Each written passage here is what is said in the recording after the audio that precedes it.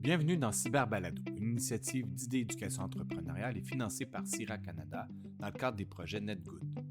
Dans cette série, des jeunes de 5 à 18 ans prennent le micro pour explorer les enjeux liés à la cybersécurité, cyberintimidation, hameçonnage, virus, piratage, fausses nouvelles, citoyenneté à l'ère numérique et bien plus encore. Ces balados ont été co-créés avec des pédagogues dans le but de sensibiliser, d'informer et d'outiller les jeunes ou leur communauté à utiliser Internet de façon sécuritaire et responsable. Cyberbalado s'inscrit dans un projet éducatif plus large qui comprend aussi une trousse pédagogique et des ateliers en classe pour faire de chaque jeune un acteur de changement dans le monde numérique. Produit avec des jeunes de divers groupes d'âge et provenant de milieux très variés à travers le Canada francophone, ces épisodes témoignent de l'engagement réel des jeunes et de la créativité propre à leur contexte. Place aux jeunes. Est-ce que tu t'es déjà fait dire de lâcher ton écran et d'aller prendre l'air et que tu ne le fais pas car d'après toi, il n'y a pas d'effet? Est-ce qu'on est tous un peu accros? Est-ce que scroller jusqu'à l'épuisement, c'est juste une mauvaise réaction ou un vrai problème? Comment on s'en sort? Si ce sujet vous touche, restez et discutez avec nous. On en parle à l'instant. Effectivement, il y a beaucoup d'effets. Savais-tu que les adolescents qui passent plus de 3 heures sur le numérique présentent plus de symptômes de dépression et d'anxiété? Bonjour et bienvenue à Connecter, le podcast où on explore le dessous du numérique. Ici Laurélie, Ifa et Iliora, et nous serons vos animatrices aujourd'hui. Dans cet épisode, on discute d'un sujet qu'on vit au quotidien, l'impact du numérique sur la santé mentale. Nous allons explorer la dépendance aux écrans, le sommeil qui s'échappe et les petits problèmes que l'on n'en voit pas. Donc les filles, est-ce que vous croyez être accro à votre téléphone?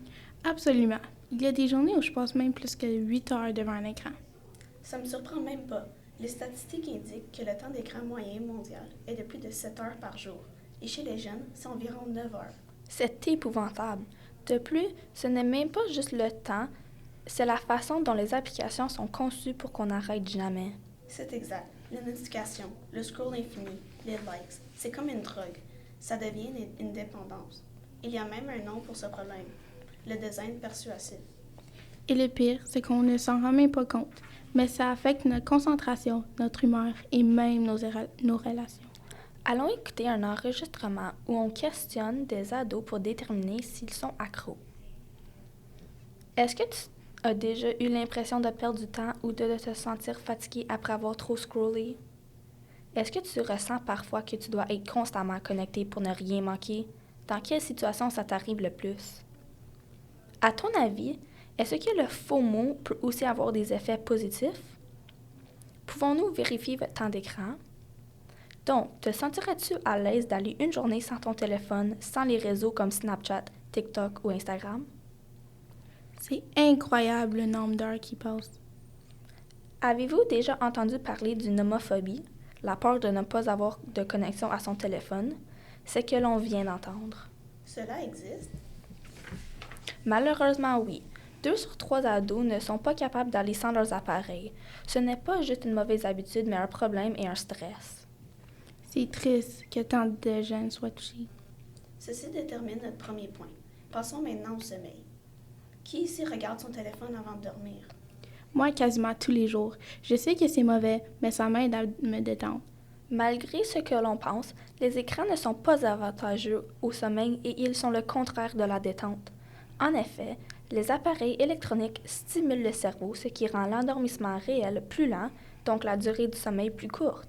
De plus, la lumière bleue perturbe la production naturelle du mélatonine, une hormone qui facilite le sommeil. Saviez-vous que plus de 70 des habitants dans le monde entier appartiennent ou ont eu accès gratuitement à un appareil numérique? Et 80% de ces gens ont confirmé qu'ils regardent un écran avant de se coucher, puisque ça leur aide à se détendre. De plus, il y a une étude qui cite que 40% des Français dorment moins de 6 heures par nuit et chez les jeunes, c'est encore pire. Mais pourtant, on continue. C'est comme si on voulait éteindre notre cerveau en regardant des vidéos. Mais en fait, on l'excite encore plus. Les professionnels conseillent 30 à 1 heure sans écran avant de dormir. Ils disent aussi qu'il est mieux de dormir sans téléphone dans sa chambre, même en mode avion, car le cerveau sait qu'il est là.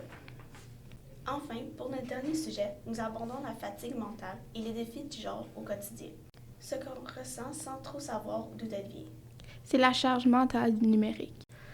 Toujours être disponible, répondre rapidement, suivre toutes les actualités, c'est épuisant. En plus, il y a les réseaux sociaux. On se compare sans arrêt, notre corps, notre style de vie, notre réussite, et même si on sait que c'est filtré, ça nous affecte quand même.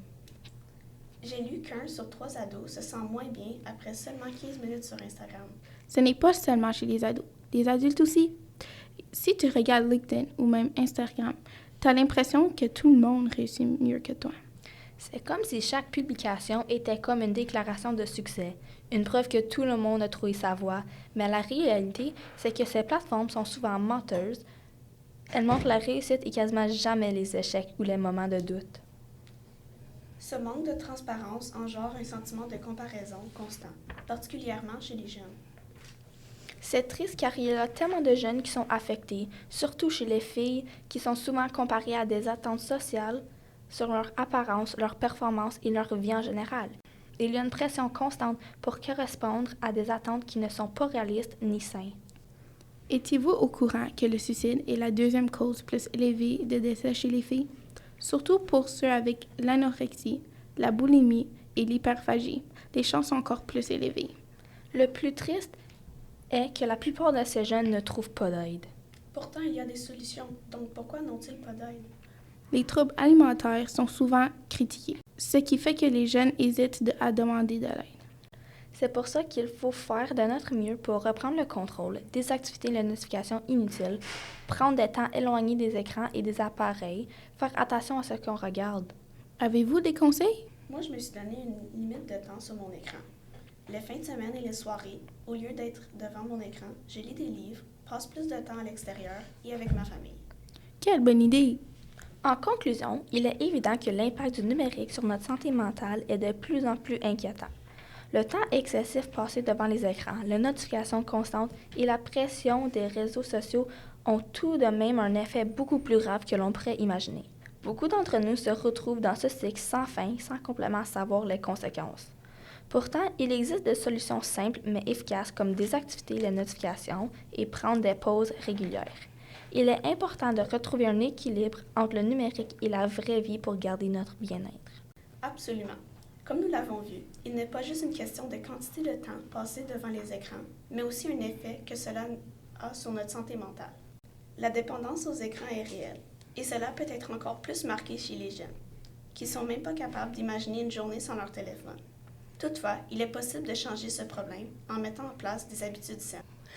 En nous donnant des limites et en choisissant de nous déconnecter, on peut faire beaucoup pour améliorer notre santé mentale et notre qualité de vie. De plus, je pense que l'une des parties est de bien comprendre les risques. En discutant de ce sujet et en comprenant les effets négatifs du numérique, on peut commencer à changer nos habitudes, que ce soit en réduisant notre temps d'écran et en discutant de ce sujet et en comprenant les effets négatifs du numérique, on peut commencer à changer nos habitudes, que ce soit en réduisant notre temps d'écran ou en prenant des moments pour nous reconnecter avec des activités qui sont bénéfiques à notre bien-être. C'est un processus, mais chaque petit changement compte. En fin de compte, il est important de se rappeler que nous avons le pouvoir de reprendre le contrôle et de choisir un usage plus conscient et équilibré du numérique pour notre santé mentale et notre bien-être général. Malheureusement, ceci met fin à notre épisode d'aujourd'hui. Merci de nous avoir écoutés. Nous avons eu beaucoup de plaisir avec vous. Ce sujet t'intéresse? Partagez-le avec vos amis. À la semaine prochaine pour un nouvel épisode sur le numérique. À tantôt! Nous tenons à remercier le personnel, les enfants et la direction des écoles participantes pour leur engagement tout au long du projet. Nous remercions également le CIRA dans le cadre du programme NetGood. Nous vous invitons à écouter les autres épisodes de cette série ainsi que ceux des autres écoles participantes. À très bientôt!